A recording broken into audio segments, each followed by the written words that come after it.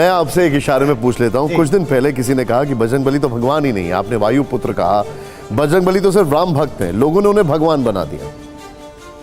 मैं ऐसी किसी अनैतिक बात पर टिप्पणी करना नहीं चाहता। सुनना भी मेरे लिए खराब समय है, मतलब मैं अपने जीवन के सर्वोत्तम समय में से ये समय निकालना चाहूंगा कि मुझे सुनना पड़ा, क्योंकि उच्छिष्ट ज्ञान प्राप्त करने वाले लोग तो यूट्यूबीय ज्ञानी हैं, एक जो गूगल पे आया, यूट्यूब पे आया, उसे सीख लिया। अगर थोड़ी बहुत भी किसी ने मानस पढ़ी हो, थोड़ी बहुत भी वाल्मीकि रामायण पढ़ी हो, तो शठ को इतना पता होना चाहिए कि राम के काम करने वाले, राम के सभी मांगलिक और सभी चुनौतीपूर्ण कामों में सबसे आगे खड़े रहने वाले मारुति नंदन इतने ज्ञानी हैं, इतने बड़े भाषाविद हैं कि स्वयं त्रैलोक्य का स्वामी मर्यादा पुरुषोत्तम राम भी पहली मुलाकात से उनका प्रभाव भाषा का देख के उनकी प्रशंसा करते हैं। वाक्यज्ञम मधुरम सुग्रीव सचिवम कपि, श्रीमद् वाल्मीकि रामायण में लक्ष्मण से कहते हैं कि ये कितना अद्भुत वाक्य बोलने वाला सुग्रीव का सचिव है ये कपि, और ये निश्चित रूप से इसने चारों वेदों का अध्ययन किया है, हे सौमित्र, इससे जाकर भाषा में बात करो, इसकी तो अद्भुत भाषा है। ज्ञानिनाम अग्रगण्यम जिसे कहा जा रहा है, अगर आपको इतना पता नहीं है कि उसकी भाषा कैसी है, तो फिर आप, भगवान आपका मालिक है भाई साहब। और आपने कहा कि वे भगवान ही नहीं है, जिनके जन्म में पैदा होते। राम ने जन्म से कोई चमत्कार नहीं दिखाया, वे मनुष्य रूप में नरलीला पैदा कर रहे हैं। वो चमत्कारी थे माता के सामने जब पैदा हुए, तो माता ने कहा कि पिछले जन्म में आपने मुझे और मेरे पति दशरथ को वचन दिया था कि आप मेरे घर में पैदा हो गए। तो विष्णु ने कहा पैदा तो हो गया राम बन के, अब क्या चाहती है माता? तो उसने कहा ये क्या पैदा होना, अभी भी विष्णु बने लेट रहे हो, है ना, कीजिए शिशु लीला, कुछ शिशु लीला करिए। तब राम के मन में आया कि हाँ मेरा तो रोल ये है, तो उन्होंने सुन के रोना शुरू करा और प्रसन्नता प्रारंभ हुई, आनंद मंगल हुआ। लेकिन हनुमान भगवान है, देवत्व से विभूषित है, ये वो अपने बचपन में सूचित कर चुके हैं।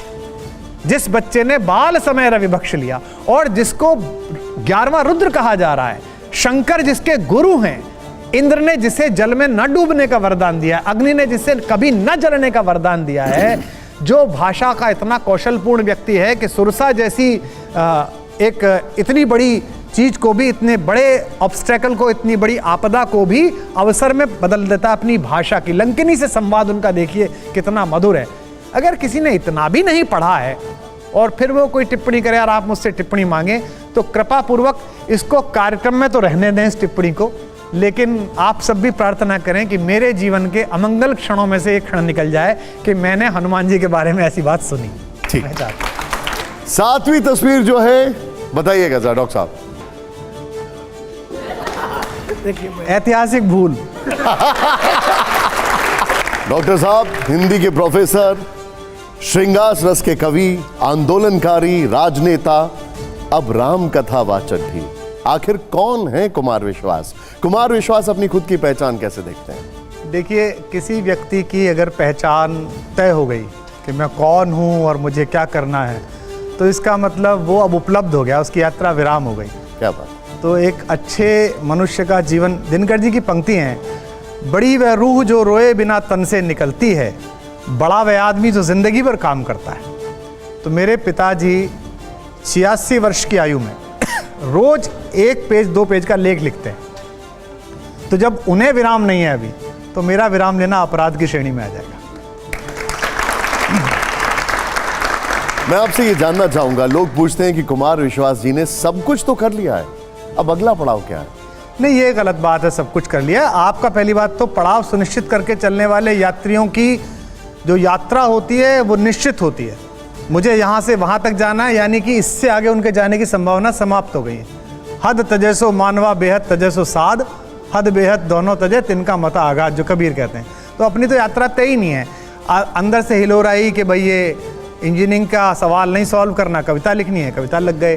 फिर आया नहीं हिंदी पढ़ा, नहीं हिंदी में लग गए। फिर अचानक 2010-11 में एक माहौल बना जिसके शिकार सामने भी और यहाँ भी तो लगा कि नहीं देश बदलेगा, देश बदलेगा, चलो उठाओ नौकरी में इस्तीफा दे दो।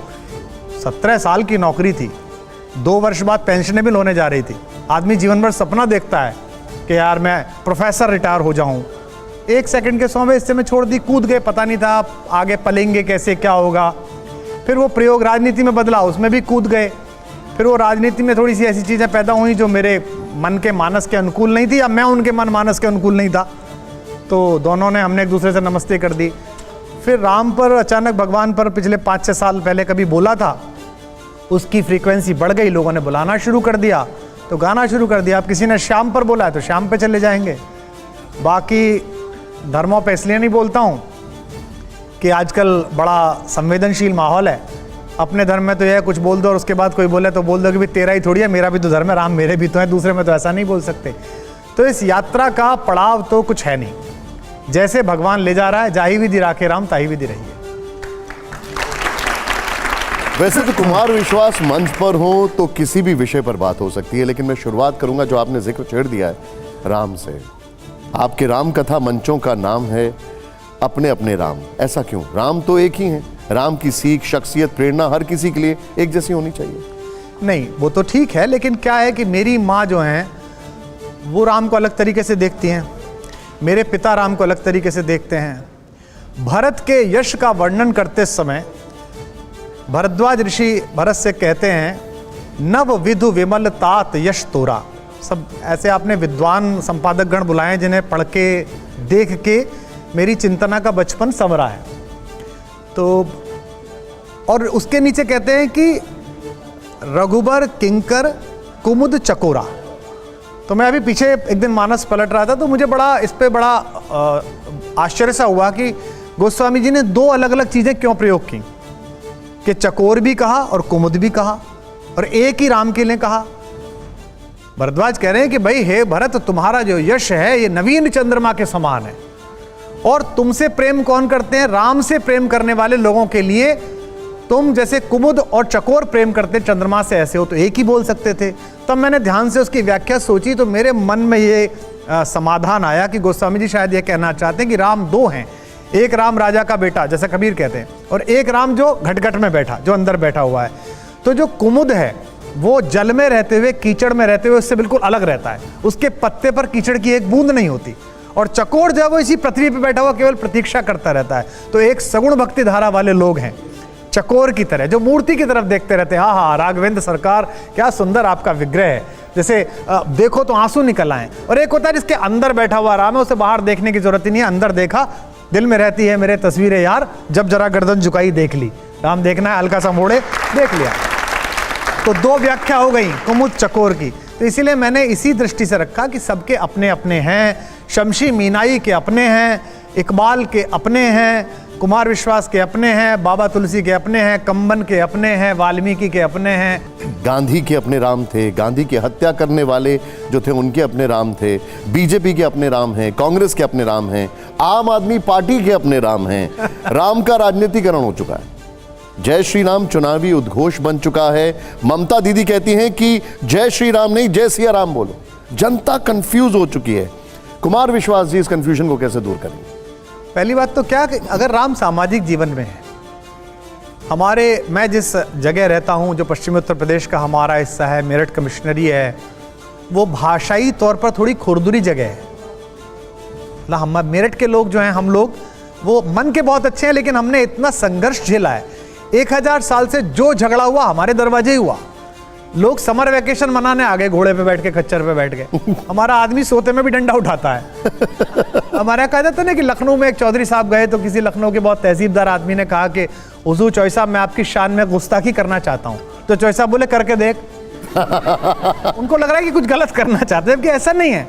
तो हम लोगों की प्रतिक्रिया थोड़ी रफ हो गई, हम इस तरह की प्रतिक्रिया में आ गए। तो अगर हमारे जीवन में मेरठ कमिश्नरी जैसे जगह पर भी बच्चा जब पैदा होता है तो सबसे पहली बात उसके कान में उसकी बुआ राम बोलती है, और मनुष्य जब जा रहा होता है तब पूरा समूह उसके पीछे राम बोल रहा होता है। यानी कि पैदा होने से लेके मुक्ति के अंतिम मार्ग तक राम का नाम चलता है। तो अगर राम सामाजिक जीवन में है, आर्थिक जीवन में आप आइए, आप गरीब से गरीब किसान जिसकी 8 बीघे की जमीन है मेरे गांव में, जिसका थोड़ा सा नाज पैदा होता है और उसको वो देता है आड़तीये को, तो उस आड़तीये की जो पहली तराजू होती है उसको 1 में नहीं गिनता, ये मिलीलीटर में, एमएल में सामान बेचने वाले मल्टीनेशनल करोड़पति अरबपतियों के मुंह पे तमाचा है कि तुम इतने बड़े रईस हो, 400 500% मार्जिन खा रहे हो, और मेरा किसान देखो वो कितना ईमानदार है, उसको पता है कि कभी पलड़े में थोड़ा ऊपर नीचे हो सकता है, तो मैं एक भी दाने की बेईमानी का भागी ना बनूं। उठाता है पहला पड़ला और कहता है रामा ही रामा। आप देख लेना कभी भी जाकर गांव में तुलता हुआ देख लेना, रामा ही रामा। दूसरे पे कहता है एका ही एका, तीसरे पे कहता है, दूसरे पे कहता है दोया ही दोया, यानी कि उसका पहला वाला तो टूट फूट में चला गया, कोई कमी हो। तो ये जो उसके आर्थिक जीवन में राम है, तो भैया जी जब सामाजिक जीवन में है, धार्मिक जीवन में है, सांस्कृतिक जीवन में है, आर्थिक जीवन में है, तो राजनीतिक जीवन में भी होगा। इसमें क्या दिक्कत है? अब ये राजनेताओं के, राजनेता कहीं अलग से तो आए नहीं है, हमारे घर परिवारों से आए हैं, और मेरे को तो ज्यादा पता है कि मेरे घर परिवारों से आए मेरे तो डबल बेड की बगल में से लेट के गए मेरे कुर्ते पहन के गए हैं, मेरा पैसा यूज करके गए, गाड़ी यूज करके गए, तो मुझे तो पता ही है कि वो कैसे हमारे घरों से आते हैं। तो अगर वो भी राम को अपने जीवन में उतार रहे हैं तो इसके लिए शुभकामना, और वो धर्म का उपयोग कर रहे हैं, ये मैं इसलिए नहीं रोक सकता कि विश्व में धर्म की सामाजिक अवधारणा जब से लागू हुई है किसी भी धर्म की, तब तब राज सत्ताओं ने उसका सहारा अपनी अक्षमताओं को छुपाने के लिए किया है, और दूसरी राज सत्ताओं ने, दूसरी ताकतों ने राज सत्ता को अपदस्थ करने के लिए धर्म का ये गलत उपयोग कर रहे हैं, ये कह के उन्हें अपदस्थ करने का सहारा लिया है। विश्व इतिहास में यूनान से लेके चाइना से लेके हर जगह ये होता रहा है। तो अगर अब यहां भी हो रहा है, भारत में भी हो रहा है, तो मुझे लगता है धीमे धीमे लोगों में समग्र दृष्टि आएगी, और वो धर्म और आध्यात्मिक चेतना में अंतर करना जिस दिन शुरू कर देंगे, उस दिन राजनीति उनका धार्मिक दुरुपयोग करना भूल जाएगी।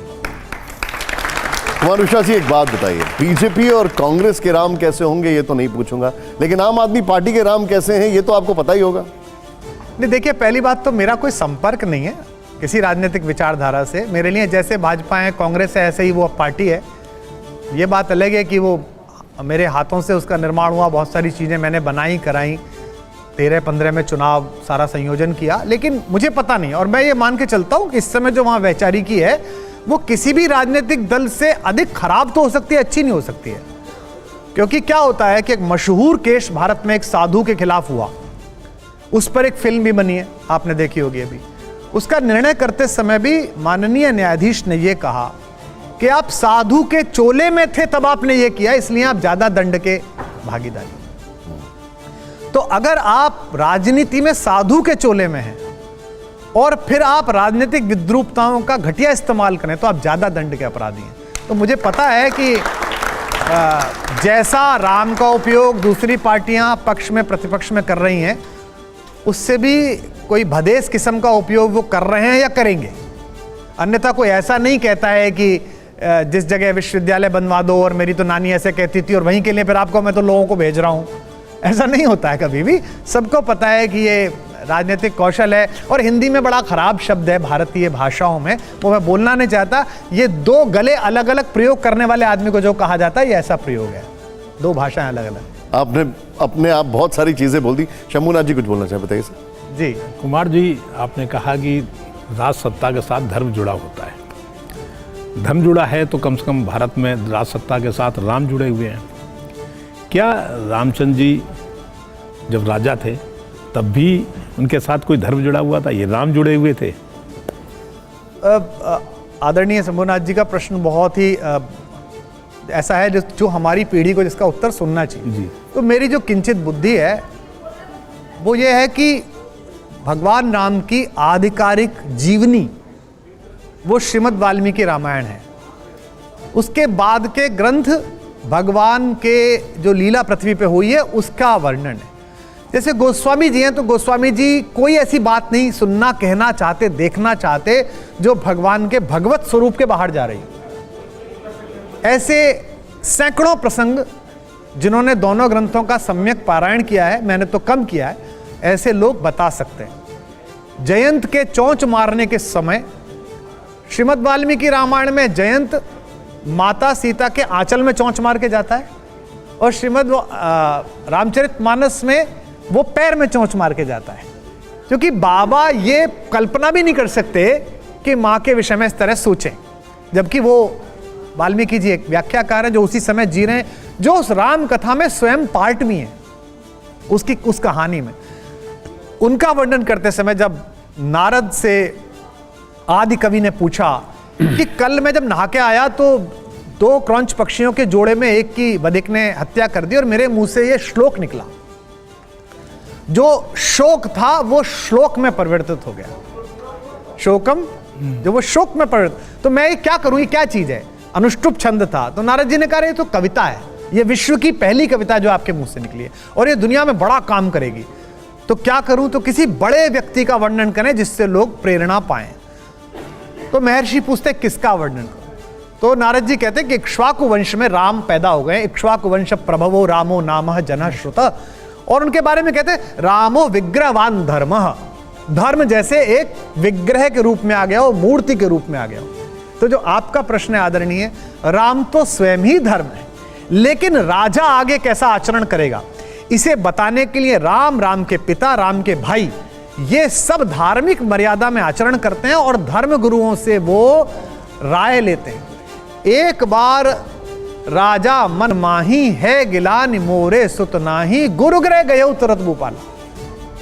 ये नहीं हुआ कि उन्होंने पीए से कहा दशरथ ने, हेलो अरे जरा गुरुजी को बुला के लाना गाड़ी पे, नो, वो खुद गया गुरु के घर। ये अल्पकाल विद्या सब पाई, गुरुग्रह गए पढ़न रघुराई, रघुवंश मौली मणि भी गुरु के घर पढ़ने गए।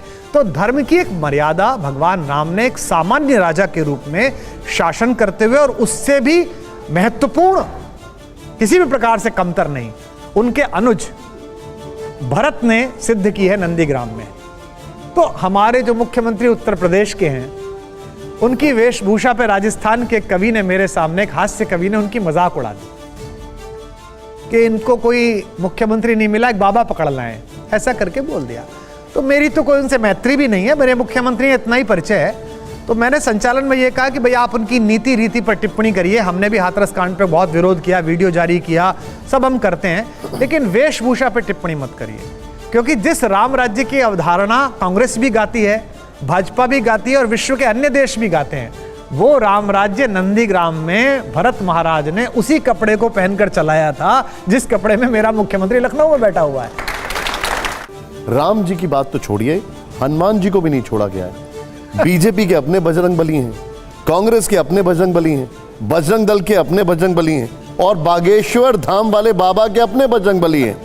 चुनाव के मैदान से पर्ची वाले चमत्कार तक हर जगह बजरंग बली हैं। मुझसे किसी ने पूछा था कि राम कथा में हनुमान का क्या महत्व है, तो मैंने इसका एक बड़ा विनम्र उत्तर दिया कि भगवान राम और भारतेश्वरी माता सीता ये 2 ध्रुवों के प्रतीक हैं। सीता कृषि संपदा है, किसान को मिली है, राजा को नहीं मिली। जब जनक हल चला रहे थे तो राजा नहीं थे उस समय, वो ज्ञानी नहीं थे, वो किसान थे, कृषक थे। और राम पैदा हुए ऋषियों के हव्य से, वो ऋषि संपदा है। ये ऋषि संपदा और कृषि संपदा का मेल है। एक सूर्यवंशी है और एक पृथ्वी की पुत्री है। लेकिन अगली बात हनुमान के लिए प्रासंगिक है, कोई भी सूर्य और कोई भी पृथ्वी ना कुछ संतति पैदा कर सकती है, ना प्रकृति पैदा कर सकती है अगर बीच में वायु ना हो।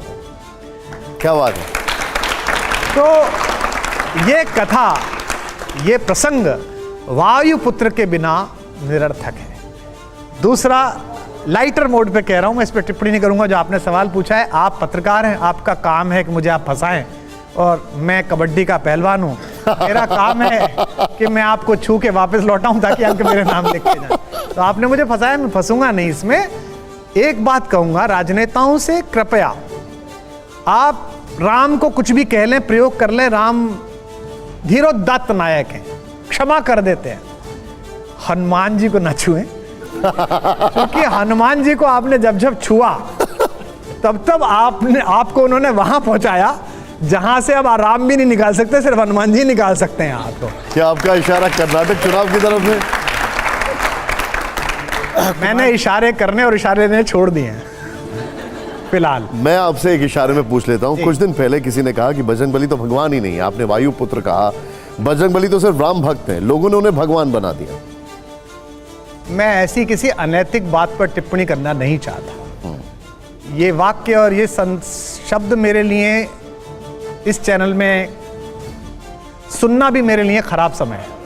मतलब मैं अपने जीवन के सर्वोत्तम समय में से ये समय निकालना चाहूंगा कि मुझे सुनना पड़ा, क्योंकि उच्छिष्ट ज्ञान प्राप्त करने वाले लोग जो यूट्यूबीय ज्ञानी हैं।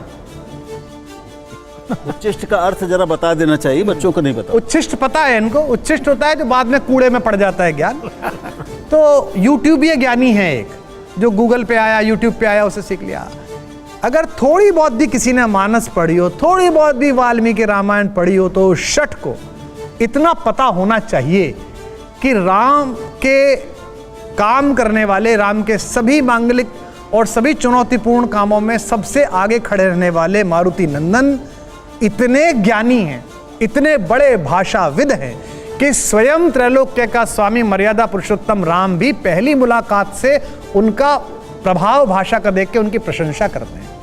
वाक्यज्ञम मधुरम सुग्रीव सचिवम कपि, श्रीमद् वाल्मीकि रामायण में लक्ष्मण से कहते हैं कि ये कितना अद्भुत वाक्य बोलने वाला सुग्रीव का सचिव है ये कपि, और ये निश्चित रूप से इसने चारों वेदों का अध्ययन किया है। हे सौमित्र, इससे जाकर भाषा में बात करो, इसकी तो अद्भुत भाषा है। ज्ञानिनाम अग्रगण्यम जिसे कहा जा रहा है, अगर आपको इतना पता नहीं है कि उसकी भाषा कैसी है, तो फिर आप, भगवान आपका मालिक है भाई साहब। और आपने कहा कि वे भगवान ही नहीं है, जिनके जन्म में पैदा होते। राम ने जन्म से कोई चमत्कार नहीं दिखाया, वे मनुष्य रूप में नरलीला पैदा कर रहे हैं। वो चमत्कारी थे माता के सामने जब पैदा हुए। तो माता ने कहा कि पिछले जन्म में आपने मुझे और मेरे पति दशरथ को वचन दिया था कि आप मेरे घर में पैदा हो गए। तो विष्णु ने कहा पैदा तो हो गया राम बन के, अब क्या चाहती है माता? तो उसने कहा ये क्या पैदा होना, अभी भी विष्णु बने लेट रहे हो, है ना, कीजिए शिशु लीला, कुछ शिशु लीला करिए। तब राम के मन में आया कि हाँ मेरा तो रोल ये है। तो उन्होंने सुन के रोना शुरू करा और प्रसन्नता प्रारंभ हुई, आनंद मंगल हुआ। लेकिन हनुमान भगवान है, देवत्व से विभूषित है, ये वो अपने बचपन में सूचित कर चुके हैं। जिस बच्चे ने बाल समय रवि बख्श लिया और जिसको 11वां रुद्र कहा जा रहा है, शंकर जिसके गुरु हैं, इंद्र ने जिसे जल में न डूबने का वरदान दिया, अग्नि ने जिसे कभी न जलने का वरदान दिया है, जो भाषा का इतना कौशलपूर्ण व्यक्ति है कि सुरसा जैसी एक इतनी बड़ी चीज को भी, इतने बड़े ऑब्स्टेकल को, इतनी बड़ी आपदा को भी अवसर में बदल देता अपनी भाषा की। लंकिनी से संवाद उनका देखिए कितना मधुर है। अगर किसी ने इतना भी नहीं पढ़ा है और फिर वो कोई टिप्पणी करे और आप मुझसे टिप्पणी मांगे, तो कृपा पूर्वक इसको कार्यक्रम में तो रहने दें इस टिप्पणी को, लेकिन आप सब भी प्रार्थना करें कि मेरे जीवन के अमंगल क्षणों में से एक क्षण निकल जाए कि मैंने हनुमान जी के बारे में ऐसी बात सुनी। ठीक। राम आस्था के विषय हैं। मैं मानता हूँ कि तर्क के विषय नहीं है। कोई तर्क से समझा दे या कोई जरूरी नहीं है कि जिसने मानस पढ़ा हो वही राम को मानना। निश्चित बात। इस तरह माना जाता है कि अब पॉलिटिशियंस जनता को धार्मिक रूप से दिग्भ्रमित करते हैं। मेरा ऐसा मानना है कि ऐसा नहीं है। तो मेरा ये कहना है कि आजकल जो ये सीन चला हुआ है कि धर्म को भुनाया जा रहा है, क्या आपको लगता है कि वाकई चूंकि कोई पॉलिटिकल पार्टी या कोई भी धर्म की बात करता है तो जो परिणाम आते हैं वो सिर्फ इसके नाते होते हैं? आप आधी शताब्दी से राजनीति देख रहे हैं। मैं तो अभी उम्र के उस पड़ाव पर पहुंचा ही हूँ। राम का विषय काल की परिधि से बाहर है। ये पहली बार ऐसा नहीं हो रहा है कि मेजॉरिटी माइनॉरिटीज़ के बीच में संशय, संवाद में झिझक, ये बीच बीच में ऐसे फेज आते रहते हैं और ये होता रहेगा। मैं जब बहुत छोटा था, मैंने कहा 6-7 साल का रहा होऊंगा, तो मेरे पिताजी कॉलेज में प्रोफेसर थे और गांव जाते थे। तो एक बार मैं उनके साथ गांव जा रहा था, कई बार मैंने देखा तो हमारे गांव के बाहर माइनॉरिटीज़ की, सीधे बोलूं तो मुसलमानों की बस्तियां थी और बस से उतरने के बाद वो 1-1.5 किलोमीटर का रास्ता पैदल पार करना पड़ता था। तो वहाँ कई खान साहब चाचा वगैरह बैठे रहते थे। तो मेरे पिताजी जाते समय, निकलते समय उनको नमस्ते करते थे, चाचा राम राम। और मेरे पिताजी का नाम है डॉक्टर चंद्रपाल शर्मा और उनका गांव में नाम है चंदर। तो मैंने अक्सर देखा था कि जो बूढ़े बुजुर्ग थे वो इधर से बोला चाचा राम राम, राम राम चंदर मास्टर, और भैया ठीक है ये छोटा वाला दीख है, बेटा बाबा से राम राम करो। तो बिना ये जाने कि बाबा मौलाना कौन से हैं, मैं बाबा राम राम, राम राम, जीते रहो बेटा। ना तो चंदर मास्टर को यह कहने में दिक्कत आई कि ये बाबा है, ना उन खान साहब बाबा को उस समय दिक्कत आई ये कहने में कि ये पोता है। क्या बात है। ये समय था और ये समय लौटेगा, लेकिन ये लौटेगा कैसे सर? ये लौटेगा ऐसे जब राजनीति के इस कुचक्र को खान चाचा और चंदर मास्टर दोनों एक जैसा समझें। अब खान चाचा कुछ और समझे और चंदर मास्टर कुछ और समझे तो ये कभी नहीं आएगा। और मैंने पहले भी एक आध बार कहा है, इस सामने जो युवा बैठे हैं और जो सुन रहे हैं, अलग अलग लोग होंगे। मैं मानस पढ़ने वाला सनातनी व्यक्ति हूँ, ये भी ब्रह्म महाकाल का रक्षा सूत्र है, और मैं आत्मा के रेशे रेशे में आध्यात्मिक चेतना और धर्म में बचपन की वजह से, क्योंकि ऐसे ही परिवार में पैदा हुआ हूँ। लेकिन ईश्वर ना करे अगर कोई ऐसा क्षण आए इस देश के संविधान और गीता में से चुनाव का मुझे मौका पड़ जाए, कभी ना हो, भगवान ना करे, लेकिन कोई भगवान ना करे इस देश पे ऐसा संकट आए कि मुझ जैसे आदमी के इस चयन के आधार पर संकट टल सकता है, तो मैं बड़े भारी मन से रोते हुए गीता को एक तरफ रख के संविधान के ऊपर हाथ रख दूंगा कि मैं ये चुनूंगा। अब मैं यही बात अपने इस्लाम मानने वाले साथियों से, अपने खालसा पंथ मानने वाले साथियों से, अपने बाइबल में आस्था रखने वाले साथियों से मनवाना चाहता हूं, कहना चाहता हूं, अनुरोध करता हूं, और मैं मानता हूं वो ऐसे हैं, बस वो मेरी तरह मुखर होकर बोलना शुरू कर दें कि ईश्वर ना करे इस्लामिक देशों के ओपेक संगठन 58 संगठनों के दबाव में किसी और चक्कर में मेरे सामने क्षण आया कि पवित्र कुरान शरीफ और संविधान में से चुनने का मौका आया, तो मैं 1 सेकंड का हिस्सा लगाऊंगा, मैं कहूंगा कि कुरान घर के अंदर है, बाहर मैं संविधान मानता हूं, मैं संविधान के साथ हूं। न किसी राहबर न रहगुजर से निकलेगा, हमारे पांव का कांटा हम ही से निकलेगा। क्या बात है राहुल जी। विश्वास, इसी पर एक बात सवाल मन में आया आपकी इस बात पे। ये जो विश्वास है आपका, जो अभी आपने प्रकट किया, उसमें एक भाव ये है, अंतर्निहित है कि आप सभी से एक समान विश्वास और आस्था की मांग कर रहे हैं। ऐसा न कभी था, न है, न शायद होगा कि सबके धार्मिक विश्वास और व्यवहार एक जैसे हो जाएं। तो ये जो संविधान बनाम गीता, संविधान बनाम कुरान, संविधान बनाम गुरु ग्रंथ या बाइबल की जो बात है, इसमें जो ये समकक्षता या समानता की अपेक्षा है, ये कितनी जायज़ है, ज़रा इस पर विचार करिएगा। मैं अभी इस पर बहस नहीं करूँगा। बड़े विनम्रता के साथ मैं इसमें एक बात कहूँगा, हिंदी का विद्यार्थी होने के नाते 2 शब्द है, एक है एक रूपता और एक है एकता। मैं यहाँ एक रूपता की मांग नहीं कर रहा, मैं ये नहीं कर रहा कि पूरा देश तिलक लगाए या पूरा देश टोपी पहने। मैं तिलक लगाऊं, तुम टोपी पहनो, लेकिन सड़क पर चलने का, बाईं तरफ चलने का जो कायदा वो मैं भी मानूं, तुम भी मानो। तुम कहो कि मैं दाईं तरफ चलूंगा और मैं बाईं तरफ चलूंगा तो एक्सीडेंट होगा। कुमार विश्वास जी, एक तरफ आप राम कथा कहते हैं, राम और परशुराम के संवाद बताते हैं, लेकिन सोशल मीडिया पर आपके खुद के संवाद थोड़े बदल जाते हैं। मैं आपके कुछ पसंदीदा शब्द बताता हूं, आत्ममुग्ध, बौना, चिंटू, ये सब क्या है? आपने कभी डाई हुए कपड़े की धुलाई देखी है? तो पहली धुलाई में कपड़ा रंग छोड़ता है, फिर दूसरी धुलाई में छोड़ता है, फिर तीसरी धुलाई में छोड़ता है। तो मैं जहां जहां से होकर गुजरा हूं, उसके शेड्स मेरे अंदर कुछ हैं।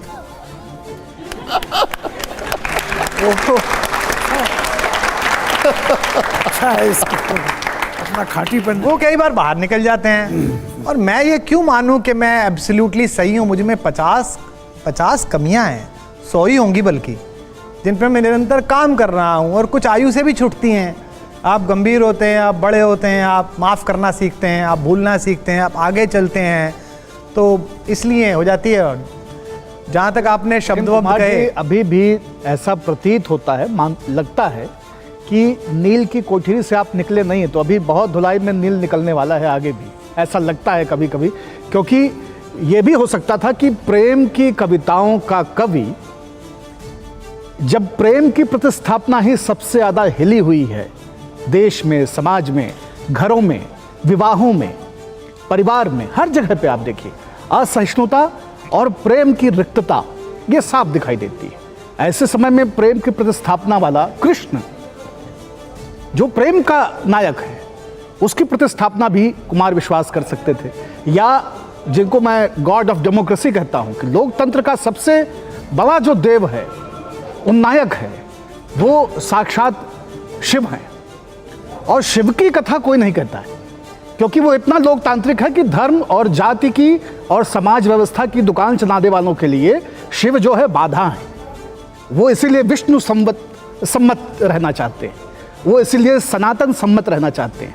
तो अभी भी लग रहा है कि आप एक तरह के राम के सामने अपने वाले राम को ला करके कहीं ना कहीं एक राजनीतिक वेणी में अभी आप खेल रहे हैं, उस नौका से आप उतरे नहीं हैं।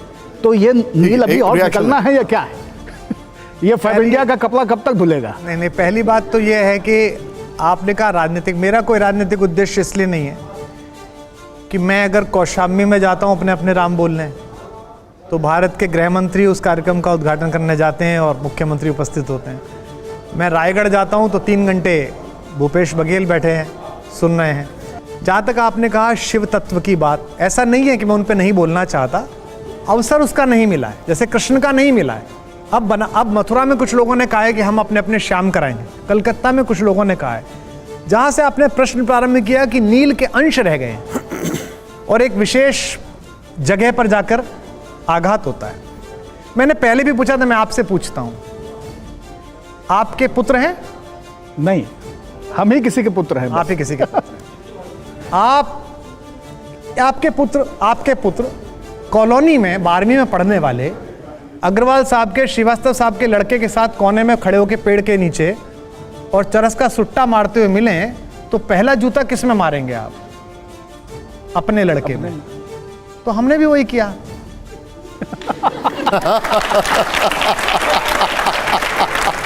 हमने क्या किया? यही तो किया। जी जी भाई वो भाजपा कांग्रेस वो तो कह ही रहे थे कि हमारी तो दुकान है, उन्होंने तो कह रखा है, काउंटर लगा रखा है भाई। इधर है तो निरुद्देश्य है, इधर है तो प्रफुल्ल है। उनका तो तय है कि भाई इधर आ गया तो ठीक है, इधर चला गया तो वो तो घोषित करके आए हैं। पर तुम तो आश्रम खोलने गए थे कि ये मंडी है, इसके बीच में हम आश्रम खोलेंगे ताकि दोनों तरफ के लोग आके सात्विक बने। पता चला कि वो तो मंडी रह गई, तुम तो उससे भी बड़े नीचे चले गए जो मंडी से आगे की चीज। अपने लड़के को समझा बुझा भी तो सकते हैं। समझाया बुझाया। लड़का एक दिन दारू पी के बोला इट्स माई लाइफ डैडी। तो मैंने कहा भाई तेरी लाइफ है तो तू भुगत, अब तू अपनी लाइफ में भुगत रहा है। इट्स नाउ और नेवर। ठीक है, तो ठीक है। पॉलिटिकल हो गया है, तो मैं अब आपको एक थोड़ा सा अलग चीज पे लेके जा रहा हूं। जहां ना पहुंचे रवि वहां पहुंचे कवि। डॉक्टर साहब, आप देश के बड़े कवि हैं। अब मैं एक रैपिड फायर राउंड दिखा रहा हूं और इसमें आपके सामने एक तस्वीर रखेंगे और जो पहला वाक्य आपके जहन में आएगा वो आपको बताना होगा। जोरदार तालियां दीजिए जरा रैपिड फायर राउंड के लिए।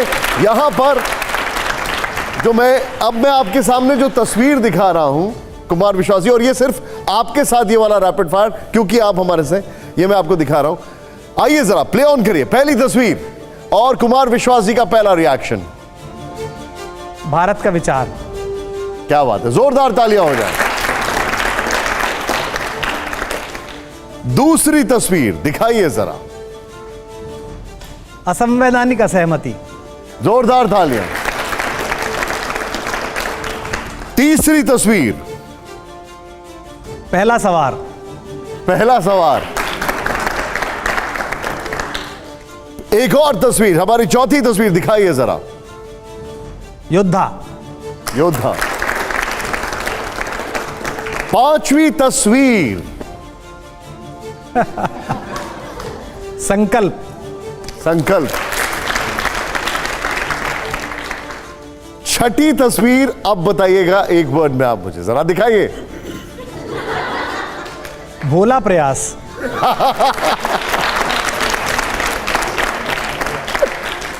सातवीं तस्वीर जो है बताइएगा जरा डॉक्टर साहब। ऐतिहासिक भूल।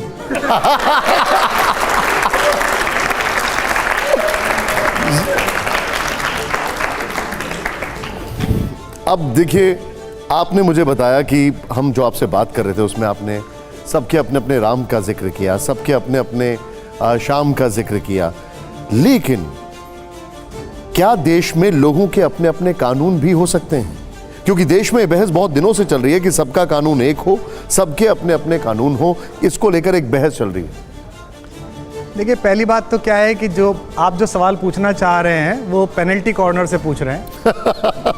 आप सीधे सीधे कहिए कि अभी जो मैं सीधे पूछ लेता हूं यूसीसी पर। हाँ, यूसीसी पर। तो पहली बात तो क्या है, यूसीसी का अभी कोई ड्राफ्ट नहीं है, कोई बात नहीं हुई है, पता नहीं है। ना तो आपने उत्तराखंड में तो आ गया ड्राफ्ट, नहीं, ना तो हमने पढ़ा है ना आपने पढ़ा है, कहीं जनता में कोई उसका ड्राफ्ट है नहीं। हाँ, एक ड्राफ्ट नहीं है। होता क्या है, जैसे लोकपाल था तो लोकपाल इतनी मोटी चीज थी, वो एक आईआईटी के प्रीलिम्स के पेपर जैसा था, वो आम आदमी नहीं समझ सकता था। तो हमने कहा कि भाई ये आना चाहिए, इससे भ्रष्टाचार रुकेगा। कांग्रेस समझ नहीं पाई, कांग्रेस ने कहा बस ये ही नहीं आना चाहिए। तो जनता को कंफर्म हो गया कि इससे रोक ही रहा होगा जो ये रोक रहे हैं। तो जनता ने कहा अब तो यही आना चाहिए। गली गली में आग लग गई, लोकपाल लोकपाल लोकपाल।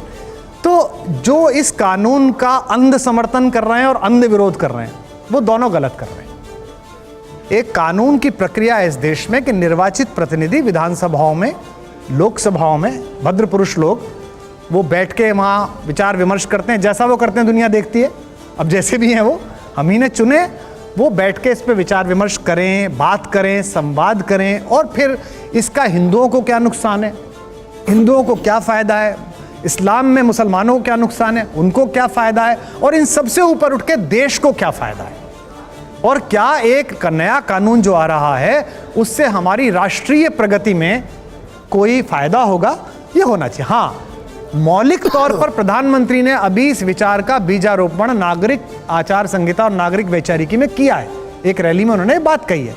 मूल रूप से मुझे ये विचार अच्छा लगता है कि किसी भी देश में एक कानून एक जैसा होना चाहिए। जैसे आप कहते हैं कि एक देश एक विधान होना चाहिए, मैं इसके बारे में नहीं कह रहा, पर मैं कह रहा हूं कि कानून एक जैसे, ड्राइविंग लाइसेंस एक जैसा मिलना चाहिए, राशन कार्ड एक जैसा बनना चाहिए, बैंक का खाता एक तरह से बनना चाहिए।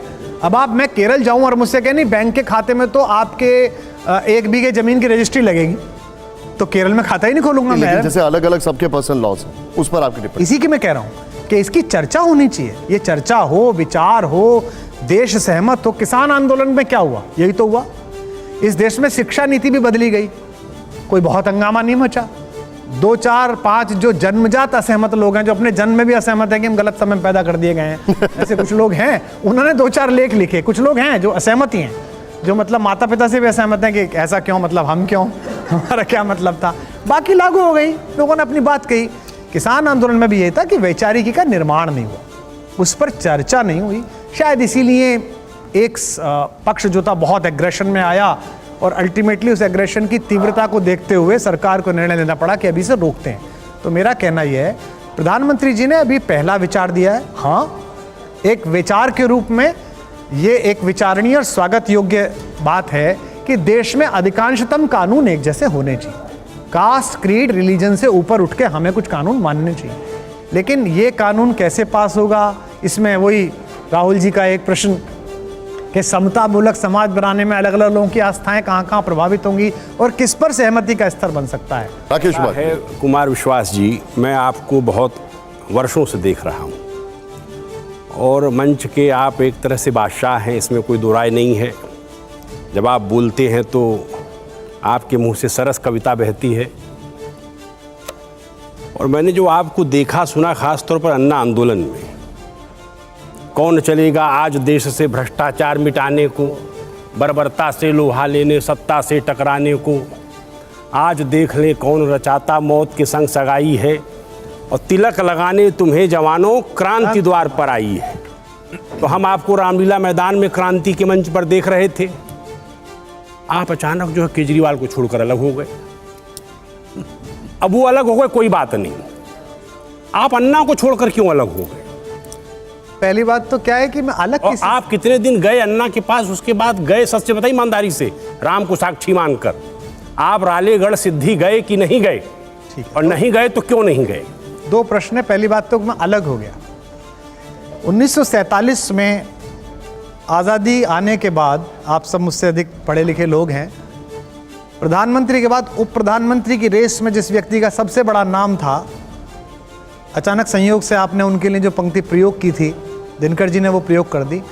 वो उकता के पटना जाके बैठ गए कि मुझे नहीं फंसना इस चक्कर में। उन्होंने जो माहौल देखा सरकार बनते समय, तो जयप्रकाश जी पटना जाके बैठ गए। इस देश ने 30 साल बाद ही जब लोकतंत्र की वर्तिका कपकपाई एक महिला के अहंकार के आगे, तो हथेलियां कौन सी चुननी है इस ज्योति को बचाने के लिए, वो इस देश के राजनेताओं की नहीं चुनी, समय द्वारा खारिज कर दिए गए, राजनीति द्वारा तिरस्कृत कर दिए गए उस तपस्वी की सुनी जो पटना में बैठा हुआ था, जिसका नाम जयप्रकाश नारायण था। तो मैं, पहली बात तो मैं खारिज आदमी नहीं हूं। They also serve only stand and wait. मैं रथ का टूटा पहिया हूं, इसे फेंको मत। इतिहासों की सामूहिक गति झूठी पड़ जाने पर न जाने किस अभिमन्यु को इसका उपयोग करना पड़े। तो आज तक भी जो संगठन मैंने बनाया था उससे ना मैंने इस्तीफा दिया, ना किसी धूर्त की औकात हुई कि वो मेरे बारे में एक ट्वीट करके मुझे निकाल दे। नैतिक बल का लोप देखिए। संक्षेप में बात जाए, आप जो है प्रतीक्षा कर रहे हैं? नहीं, हाँ, परशुराम की प्रतीक्षा।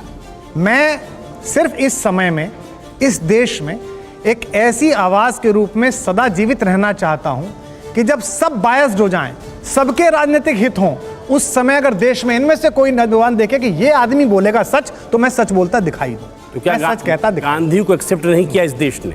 किया, उनके विरोधी खड़े हो गए। जेपी के बाद भी जेपी के लोगों ने, अटल बिहारी वाजपेयी ने कविता लिख दी कि क्षमा करो, गांधी ने क्षमा करो वचन भंग के हम अपराधी, राजघाट की प्रतिज्ञा जो है रह गई आधी। क्या जवाब सुन लेते। क्या जयप्रकाश जी ने या गांधी जी ने सच इसलिए बोला था कि लोग एक्सेप्ट करेंगे कि नहीं करेंगे? सच सच होता है, इसलिए थोड़ी होता है कि ताली बजाएंगे। ना बजाएं ताली। अन्ना के जीवन में आपने क्या देखा और अन्ना से फिर मिले कि नहीं? दूसरा सवाल, अन्ना के जीवन में क्या देखा? दूसरा सवाल, ये जा रहा होगा लाइव। हमारे आंदोलन के निकले हुए या तटस्थ हुए या बाहर बैठे लोगों में अगर कोई एक व्यक्ति आंदोलन के बाद और आंदोलन की राजनीतिक परिणति के बाद अन्ना हजारे से मिला है, तो वो मैं आपके सामने बैठा हूं। बहुत बढ़िया, बहुत धन्यवाद। आज की तिथि में भी मेरा उनके लोगों से, उनसे संवाद बदस्तूर है। और जो भी कोई व्यक्ति ये कहता है कि अब वो क्या कर रहे हैं, मेरा कहना है कि एक व्यक्ति ने अपना काम किया, कोशिश की, प्रयास किया जगाने की, उसका प्रतिफल नगरपालिका की एक चेयरमैनी बनी, तो इसमें उसका दोष नहीं है। उनकी पूरी इच्छा पूरी थी, उनकी ताकत पूरी थी। उनके प्रति आदर के साथ मैं क्या कर सकता हूं या आप क्या कर सकते हैं, जनता क्या कर सकती है, इस पर निर्भर करता है। लेकिन कुमार विश्वास जी, एक मिनट, राकेश जी एक सेकंड। कुमार विश्वास जी, एक सवाल खड़ा ये होता है जो कई बार आम आदमी पार्टी के कार्यकर्ता अक्सर ये आरोप लगाते हैं कि अगर आपको राज्यसभा सदस्यता मिल जाती तो शायद आप पार्टी नहीं छोड़ते। नहीं, दो अलग अलग बातें हैं। कुछ लोग कहते हैं ये इसलिए बोल रहे हैं कि राज्यसभा नहीं मिली। मैं दुलटा कहता हूं, मैं बोल रहा था इसलिए राज्यसभा नहीं मिली। मुझसे टीवी चैनल पर मुंह मत खुलवाइए। इस देश के पहले 5 बड़े चैनलों में वो पत्रकार आज भी नौकरी करते हैं जिन्होंने सेना से सबूत मांगने वाले वीडियो को पहले बैठ के वहां देखा था। टेलीप्रॉम्प्टर पे पढ़े जाने वाली उस ड्राफ्टिंग में फेरबदल की थी उन पत्रकारों ने। हाँ अरविंद जी, ये ठीक रहेगा, हाँ ये आप सही कह रहे हैं। मैं चुप हूं तो इसका मतलब आप ये मत समझिए कि मैंने लड़ना छोड़ दिया है। हथियार मैंने टांगे हैं, शमी के वृक्ष पे चलाना नहीं भूला हूं अभी। लेकिन तो क्या एक चीज इसमें नहीं, मैं आपको बताऊं तो मेरा कहने का तात्पर्य है कि मैं तब भी बोल रहा था कि सेना के शौर्य के सबूत मत मांगो। युद्ध के लिए जाते हुए सिपाही के लिए वो रात सुहाग रात होती है और सुहाग रात के सबूत नहीं मांगे जाते हैं। 9 महीने बाद पूरे गांव को पता चलती है कि मन गई थी, पूरी सबको पता चली कि मनी उसके बाद जो हुआ। तो मैं तब भी कह रहा था कि सब बातें मत करो। देश के सर्वोच्च पद पर बैठा हुआ आदमी जो इतने बड़े बहुमत से चुना गया है, उसके निजी जीवन पर घटिया टिप्पणी मत करो।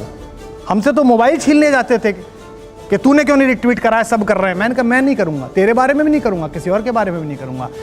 मैं नैतिक जीवन में, राजनीतिक आदर्शों में जिस नेता से सब ज्यादा प्रभावित था बचपन में, किशोरावस्था में जिनको सबसे पास से देखा था, उनके जीवन से मेरी भाषा प्रभावित है, जिसका नाम है अटल बिहारी वाजपेयी। मैं कोई ऐसी बात ना तब कहना चाहता था ना अब कहना चाहता हूं, और मुझे अपने जीवन की गति पता नहीं है। कल को अगर मैंने राजनीति में पुनर्प्रवेश किया तब भी मैं ऐसा ही रहूंगा। आप थोड़ी देर पहले मुझे हिंट कर रहे थे एक सवाल के लिए, पूछिए सवाल। भैया, हम आपसे एक प्रश्न पूछना चाहते हैं कि आप सभी पार्टियों के खिलाफ तो बोलते रहते हैं, तो कभी ऐसा कभी हुआ है कि आपके मंच को लेके किसी पार्टी ने विरोध जताया है? इसका सबसे बड़ा, ये कभी नहीं, ये सदा ही होता है। ये सदा है कि बहुत सारे राजनेता, बहुत सारे मुख्यमंत्री, बहुत सारे लोग जिनके यहाँ से मैं बहिष्कृत हूँ, मैं जा ही नहीं सकता हूँ। मतलब बात हो जाती है कि अरे वो आ रहा, नहीं वो नहीं आना चाहिए। राजस्थान में भी हुआ है, उत्तर प्रदेश में भी हुआ है, मध्य प्रदेश में भी हुआ है, सब जगह होता है, इसमें कोई दिक्कत नहीं है। मैं हिंदी में पिछले 35 साल से सार्वजनिक जीवन में हूँ। उससे पहले मैं घर में हिंदी देख रहा था। मेरे घर में हिंदी के सारे बड़े विद्वान, कवि, आलोचक आके रुकते रहे हैं, डॉक्टर नगेंद्र से लेके गोपाल दास नीरज तक, क्योंकि मेरे पिताजी हिंदी के अधिकारी विद्वान। इस देश में एक हिंदी साहित्य सम्मेलन होता है, विश्व हिंदी सम्मेलन, अलग अलग सरकारें कराती हैं। मैं नहीं गया, ये महत्वपूर्ण नहीं है, मैं आज तक बुलाया भी नहीं गया उनको। वो उसमें खूब सारे लोग जाते हैं, अफसर, उनकी बीवियां, मनोरंजन, महिला पुरुष सब जाते हैं, लेकिन मैं नहीं बुलाया गया। तो मैं सरकारी कार्यक्रमों में नहीं बुलाया जाता हूँ। तभी बुलाया जाता हूँ जब उनको लगता है कि ये एक ऐसा ढोल है जिसे बजा के भीड़ आ जाएगी और भीड़ में मैं अपनी बात कह दूंगा, तो वो मुझे कभी कभी बुला लेते हैं। तो किसी सार्वजनिक पुरस्कार में मेरा नाम नहीं है, कभी आज तक नहीं मिला। कभी मुझे कोई अकादमी सम्मान नहीं मिलेगा और मिलेगा भी नहीं, और उसकी अपेक्षा भी नहीं है। ये मैं आज ही घोषणा कर दूं। कुमार विश्वास जी, मैं अब जरा शुद्ध राजनीति की थोड़ी बात करूंगा। क्यों करते हो आप इतनी बात? थोड़ी जरूरी। 24 घंटे का चैनल है, उसमें कर लेना 23 घंटे में, उससे क्यों कर रहे हो? 2024 की लड़ाई अब दिलचस्प होती जा रही है। विपक्षी एकजुट होने की कोशिश में, आपकी टिप्पणी इस पर? अच्छा है, युद्ध तो अच्छा होना चाहिए, दोनों तरफ घनघोर होना चाहिए। एक तरफा क्या युद्ध हुआ, ये तो कोई बात थोड़ी होती है। अभी वेस्ट इंडीज को हरा लिया, वो कौन सा देश पहली बार खेलने आया है, कौन सा देश है? स्कॉटलैंड ने हरा लिया। एक जमाना होता था वेस्ट इंडीज क्या खेलता था। तो मैं तो दोनों को शुभकामना दे रहा हूँ, जब तक रण आगे पीछे का वो, ये अकेले खेलने वाले लोग तो मैदान को अपना घर समझ के टेंट लगा लेते हैं, फिर चाचा भतीजों को बुला लेते हैं, तू भी इधर हो जा, मैदान हमारा है। तो मैदान खुला रहना चाहिए। आखिरी जो विपक्ष में सबसे ज्यादा कानाफूसी हो रही है वो आपके पुराने सहयोगी को लेकर हो रही है। नाम बताने की वैसे मुझे जरूरत नहीं है, लेकिन अरविंद केजरीवाल, कांग्रेस समेत कई विपक्षी पार्टियों को उन पर भरोसा ही नहीं हो पा रहा है। भारत पर जब दाहिर पर आक्रमण हुआ तो बाहर से आने वाले सेनापति ने वहां के मंदिर के एक कार्यकर्ता को खरीद लिया, क्योंकि ये कहावत थी उस मैदान में, जो लोक श्रुति है कि जब तक ये झंडा देवी के मंदिर का नहीं गिरेगा तब तक हिंदुस्तान का राजा जीतेगा। जब युद्ध शुरू हुआ तो थोड़ी देर बाद ही उस कार्यकर्ता ने, मतलब दाहिर के उस आदमी ने, बड़े मंत्री ने, झंडा ऊपर चढ़ के नीचे गिरा दिया। अफवाह फैल गई कि दाहिर हार गया और दाहिर मारा गया। जब उसको लाया गया उस विदेशी आक्रांता के सामने, उस मंत्री को कि साहब आप मुझे इनाम दे दीजिए, तो उसने कहा इसका सिर कलम कर दो। तो उसने कहा क्यों? बोले दाहिर के यहाँ कब से काम करता था? बोले 7 पीढ़ियों से। बोले 7 पीढ़ियों में जब तू दाहिर का सगा नहीं हुआ तो एक युद्ध में तू मेरा क्या सगा होगा? तो ये विपक्षी पार्टियों को समझना चाहिए, इतना ही संकेत काफी है उनके लिए। लेकिन आपने बहुत बड़ी बात की है, लेकिन आम आदमी पार्टी के कार्यकर्ता कह रहे हैं कि अरविंद केजरीवाल 2024 में, अरे भाई साहब क्यों मुझसे ऐसी बात करवाते हो? 2012-13 की अपनी क्लिप निकाल के देख लो। जिनके खिलाफ ट्रैक्टर भर भर के गालियां बकते थे, जिन्हें इस देश में भ्रष्टाचार और राजनीतिक नीचता का पर्याय पुरुष मानते थे, जिनकी परछाई से भागते थे, अगर वहीं जाके जाना पड़ रहा है, उन्हें ही विकास पुरुष कहना पड़ रहा है, उन्हीं की गोद में बैठना पड़ रहा है, तो ऐसा तो स्वर्ग भी मिले ना तो मैं चिमटे से ना उठाऊं, लात मार के फेंक दूं घर दल्ले अपना। क्या मिलेगा इससे? अरे खाएगा वही 2 रोटी। मधुमेह हो रहा है, इंसुलिन तो उतनी लगाएगा, वो भी 2 रोटी ढंग की ना मिल रही, मिठाई खाने का मौका ना मिल रहा। सीजन में आम आ रहे हैं केवी कुटीर में, मैं तो जम के चूस रहा हूं और जम के नहा रहा हूं, तो वो भी नहीं खा सकता। क्यों इस चक्कर में पड़ा हुआ है भैया? जिंदगी भर इसी नीचता को गाली दी और वो नीचता कर रहे हो। जीवन केवल निशांत चतुर्वेदी जी ये नहीं है जो आपके और मेरे जीते रहते हुए, जीवन इसके बाद भी है। मेरे नाम पर मेरा पोता ना थूके और उसका पोता ना थूके, ये भी तो देखना पड़ेगा। ये तो अभी ऐसा निर्णय कर रहे हैं कि इनके नाम पे औलादें थूकें, आंदोलन में लोग निकलने को तैयार ना हो, तो क्यों ऐसा करवाना चाहते हैं? नीचता है, गलत प्रसंग है, कहाँ राम में आप ये सब चीजें ले आते हैं? बढ़िया। अब मैं आपसे आपसे गंभीर सवाल पूछ रहा हूँ। एक सेकंड राकेश जी, एक सेकंड, मैं गंभीर सवाल पूछ रहा हूँ। ये सवाल जुड़ा है आपके उस बयान से जो आपने पंजाब चुनाव से पहले दिया था और आम आदमी पार्टी के साथ अलगाववादी ताकतों के रिश्ते का गंभीर आरोप लगाया था। मैं आपका वो पहले बयान सुनाऊं या आपको आप वैसे आपको याद होगा, याद लेकिन ही एक है बार- साहब। फिर भी एक बार सुना देता हूं मैं, जरा वो बयान प्ले ऑन करिए इसको यहां पर जरा। और मुझे क्या याद है, वो तो रोज देश को याद आ रहा है। ठीक, प्ले ऑन करिए जरा। मैं सदा कहता हूं पंजाब कोई राज्य नहीं है, पंजाब एक भावना है, पंजाबियत एक भावना है पूरी दुनिया में। ऐसे में एक ऐसा आदमी जिसने एक समय में मुझे ये तक कहा था, जब मैंने उसको कहा कि ये जो फ्रिंज एलिमेंट है, जो अलगाववादी संगठन है, जो खालिस्तानी मूवमेंट से जुड़े हुए लोग हैं, इनका साथ मत ले पिछले चुनाव में। और उसने कहा था कि नहीं नहीं हो जाएगा, चिंता मत कर। और कैसे चीफ मिनिस्टर बनेगा, तो उसने उसका फार्मूला भी बताया था कि ऐसे ऐसे भगवंत को और फुल्का जी को लड़वा दूंगा और मैं पहुंच जाऊंगा। और आज भी वो उसी पथ पे है, मानो मत मानो, और नहीं भी है तो वो पपेट बिठा लेगा, कोई कुछ कर लेगा वो कुछ काम। तो ऐसे में उसने मुझे इतनी भयानक बातें बोली, जो कि सबको पता है, पंजाब में सबको पता है, कि एक दिन तो मुझसे कहता है कि तू चिंता मत कर, या तो मैं एक स्वतंत्र सूबे का मुख्यमंत्री बनूंगा। और मैंने कहा ये अलगाववाद 2020 का रेफरेंडम आ रहा है, पूरी दुनिया फंडिंग कर रही है ISI से लेके और बाकी अलगाववादी ग्रुप। तो कहता तो क्या हो गया, तो स्वतंत्र देश का पहला प्रधानमंत्री बनूंगा। आपने बहुत यहां पर बड़ा इसको बताया, लेकिन ये बहुत ही सेंसिटिव स्टेट के बारे में बात हो रही है, बहुत ही ज्यादा चिंताजनक है। थोड़ा इसको इलैबोरेट कर दीजिए बात। भारत के राजकीय दूतावास को अमेरिका में खालिस्तानियों ने आग लगा दी। दूतावास का मतलब समझते हैं आप? दूतावास किसी देश में उस देश की अस्मिता का प्रतीक होता है। वो बिल्डिंग नहीं है, वो भारत है, और उसको आग लगा दी।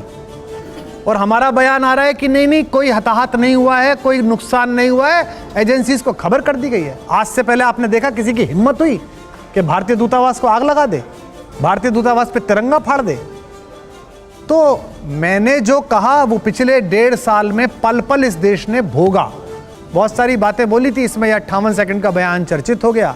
जो बोला था अगर वो गलत सिद्ध हो जाता तो मैं अपराधी कहलाता कि मैंने राजनीतिक बयान दे दिया। वो तो रोज ही सही सिद्ध हो रहा है।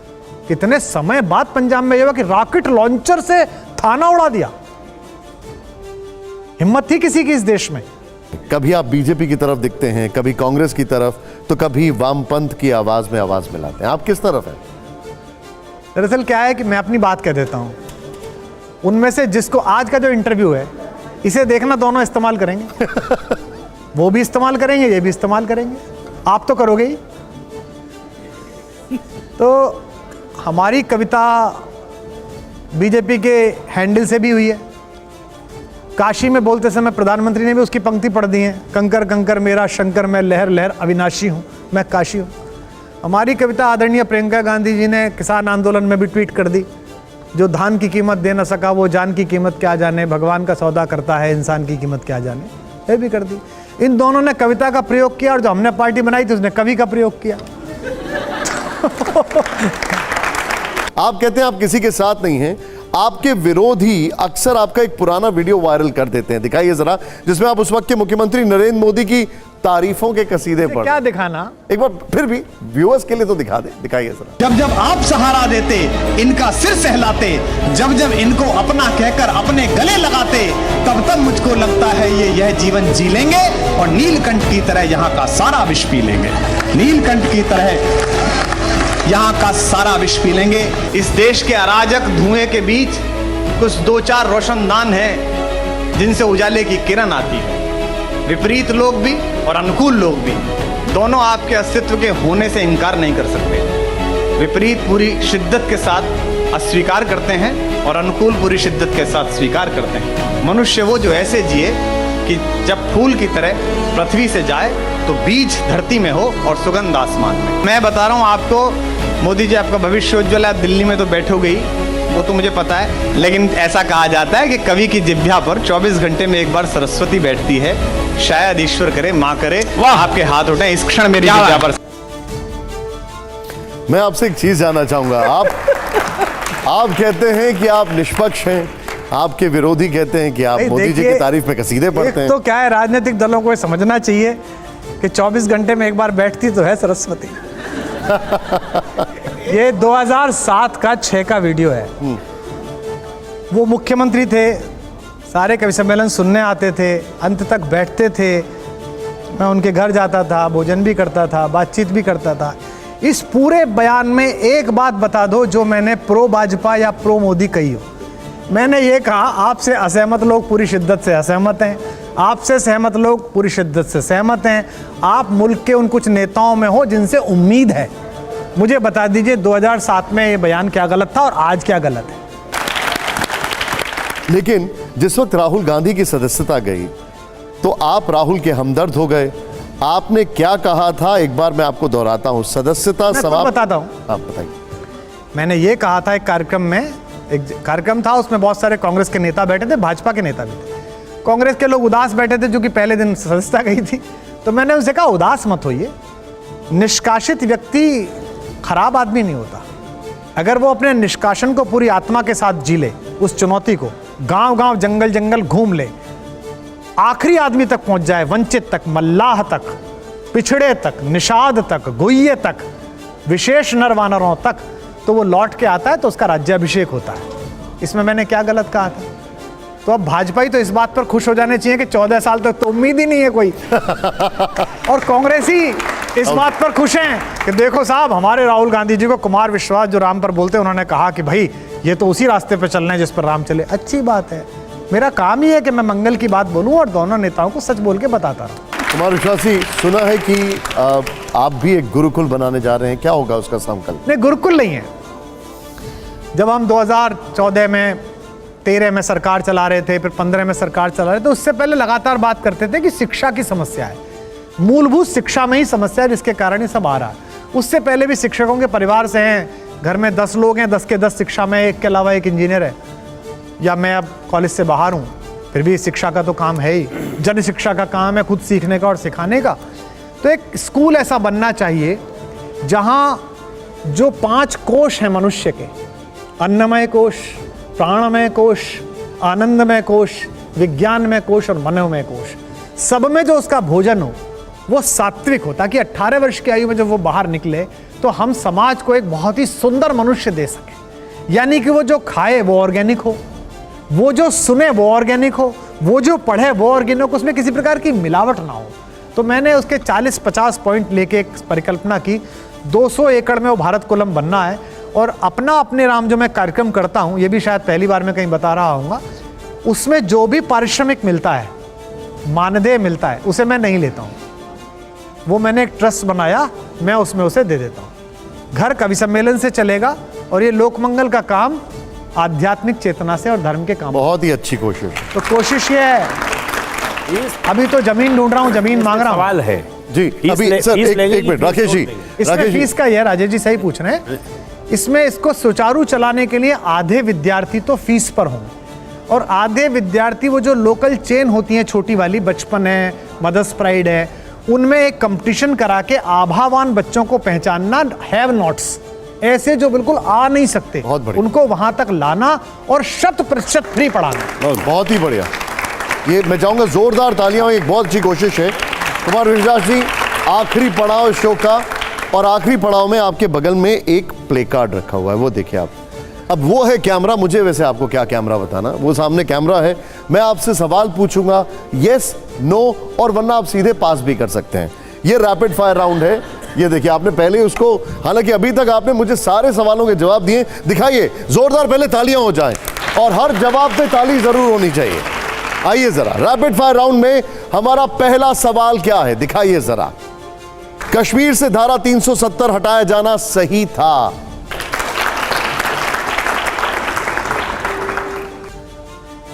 मनीष सिसोदिया ईमानदार नेता हैं। अगला सवाल, राहुल गांधी की भारत जोड़ो यात्रा हिट थी? निश्चित रूप से। फिर एक और सवाल, अरविंद केजरीवाल में देश के प्रधानमंत्री बनने के गुण हैं? आपने सिर्फ प्ले कार्ड देखा, सवाल का जवाब आपने एक क्षण भी नहीं लिया सोचने के लिए। खैर, आखिरी सवाल, कुमार विश्वास 2024 में लोकसभा का चुनाव लड़ेंगे?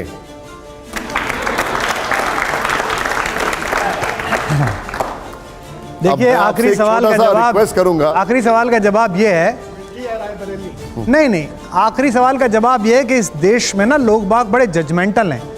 मैं बच्चों की कसम खाता हूं कि ये नहीं करूंगा, मैं बच्चों की, क्यों ऐसा झूठ बोलते हैं? आपको पता ही नहीं है कि आपको क्या करना पड़ेगा, आपको पता ही नहीं है कि आपको किस दिशा में जाना पड़ेगा, उसमें आप एक पहले ही कह दें मैं ऐसा करूंगा, ऐसा नहीं। खुदा थोड़ी हुए हैं, भगवान थोड़ी हुए हैं आप। ठीक है, हमने आप जब अब ये खत्म हो गया शो, लेकिन आप जब आ रहे थे तो एक कविता आपकी सुनाई थी। जाने से पहले आपके बगल में वो माइक रखा है, मैं चाहूंगा एक बार प्लीज आप उसकी कुछ पंक्तियां हमारे लिए।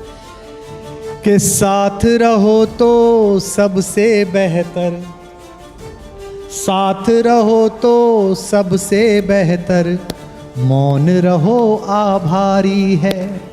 साथ रहो तो सबसे बेहतर, मौन रहो आभारी है। सत्ता की कविता से केवल इतनी रिश्तेदारी है। सत्ता की कविता से केवल इतनी रिश्तेदारी है। सारी दुविधा प्रतिशत पर है, सारी दुविधा प्रतिशत पर है, सच कितना बोला जाए। सारी दुविधा प्रतिशत पर है, सच कितना बोला जाए। गूंगे सिखा रहे हैं हमको, मुंह कितना खोला जाए। क्या बहुत बहुत शुक्रिया कुमार विश्वास जी, बहुत बहुत आभार आपका। Thank you so much.